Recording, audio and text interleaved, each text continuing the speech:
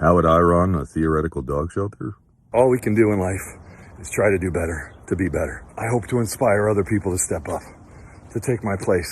I would ask my volunteers if they wanted jobs, because they're kind of already doing it. But I do know many people who didn't even get a phone call or a letter after sending in applications, who were great at their volunteerism, who loved animals, who were actually good with animals. I can tell you, we don't need more kennels. We need less animals. If I had a mayor, per se, that was ignoring the issue, I'd make that known. Let's admit it, cities have a lot of problems, but let's try to improve everything. After all, the city that I live in right now claims to be this progressive bastion of idealism. It's not. It's not.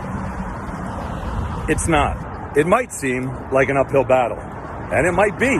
That doesn't mean you don't do it. Some great ideas out there. And dogs were figuring out ways to open it, and therefore harming my staff members. I would figure out a way how to improve that guillotine door. We live in a world where they can put cameras in phones, where we have spaceships now. A space force! A force in space! You'd think we could do better on dog doors. Don't you? Some companies have an employee of the month. What a novel idea that is. For people who don't like the job, there's plenty of other places they could work. For instance, the post office is hiring. I could have done 100 of these suggestions. Get less animals in. That would allow me to work with the animals that are there more fully. Thank you. Oh, sure. So sorry. I didn't realize. Seems like a good thing to thank people.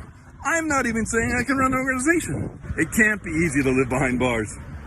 In most cases, the animal did nothing to get there. Nothing themselves. It was human error that caused them to be there. Whether they were not trained right, whether they were dumped there by their owner, whatever. It probably wasn't their fault. It probably was the law. I'm just saying that because they're sirens. No, it wasn't their fault. It's most likely human error. Talking about my First Amendment rights, that's all I'm doing. If I were to run a shelter, theoretically, there's no trade secrets with shelters. So what I would do if I was in charge, I would visit other shelters. A behaviorist. That's who I would hire. At least one in an organization that I ran. That seems like it would make sense.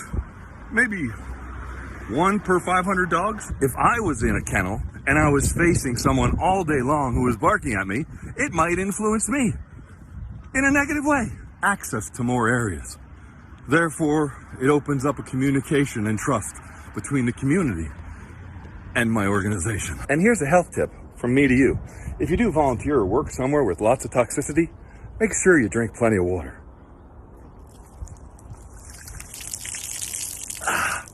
Gotta stay hydrated. I think we can do better.